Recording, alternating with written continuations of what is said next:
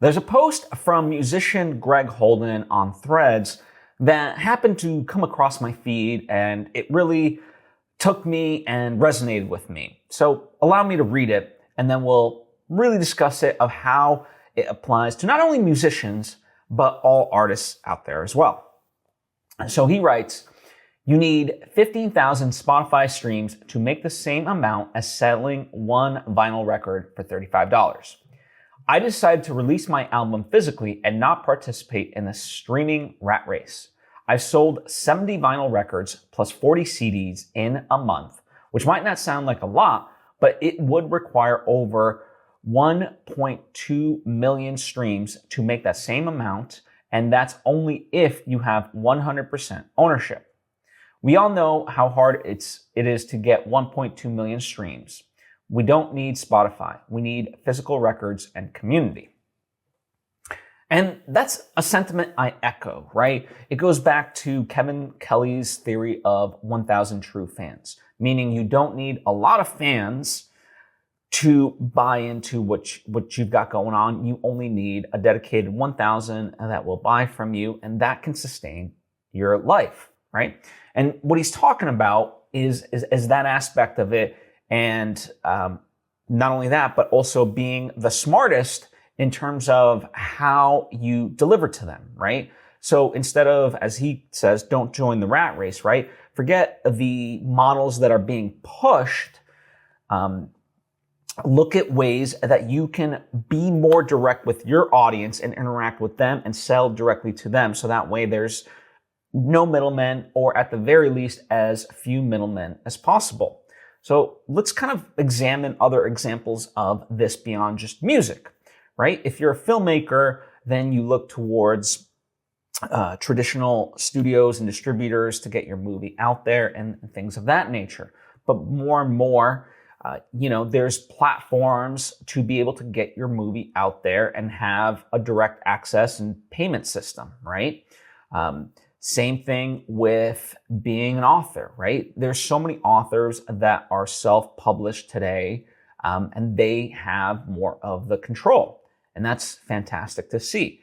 The notion that this is a slightly lesser than approach, or that there's a distinction between, you're a self-published author, or a self-published indie artist, right? Whether it's your music, your film, or, your books, that distinction is no longer there, because a lot of times you can still publish to the same platforms, believe it or not, that you would through all the other means, right? So for example, let's just take book publishing, right?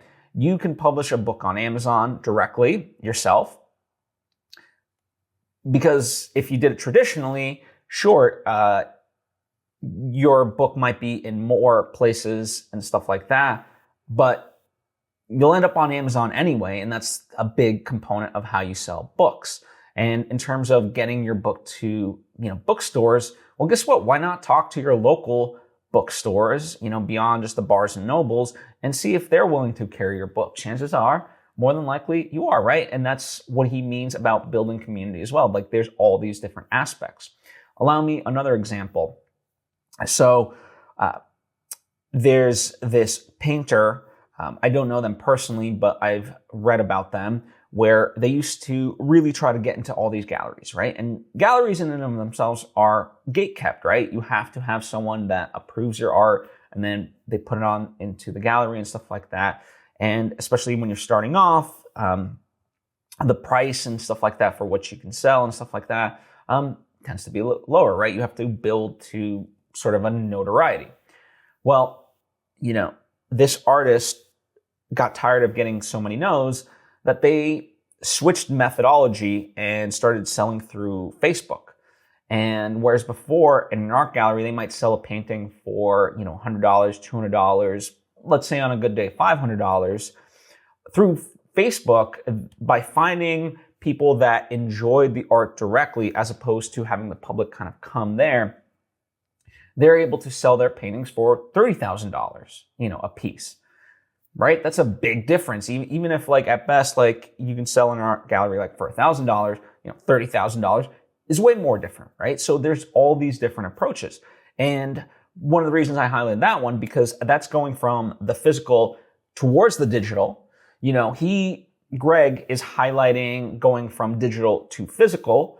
So, there's no right or wrong way to go about it. You just have to look at the landscape of your art form and figure out what's the right approach. Figure out what is the lesser beaten path, but that can yield more, right? And this is how you can sustain and eventually thrive, right? This is what we're talking about. And so ultimately it's about not being beholden to the gatekeepers. It's about finding your own footing. And, if you lean into the paths that are less saturated, in terms of your art form, then you can find a way to break through and find your audience in that way. That's the beautiful part about all of this. And so I encourage you to really examine all of these things and, look at the less traditional ways of getting out there and forming those relationships. And again, the good news is you don't have to make it big, right? That's the whole point that Greg is highlighting, is that you don't need 1.2 million streams. That is a big amount, right? Not very few people get to that amount of streams. Instead, you can sell 70 vinyl records plus 40 CDs and make that same amount. So that's what we're talking about, is finding different avenues so that way, in order to sustain your life, it doesn't have to be this insurmountable thing. It can actually be incremental and much more piecemeal. So I hope this helps refine and reshape your thinking in terms of how to approach your art. As always, thank you for taking the time to tune in. I truly do appreciate it. I hope to see you next time.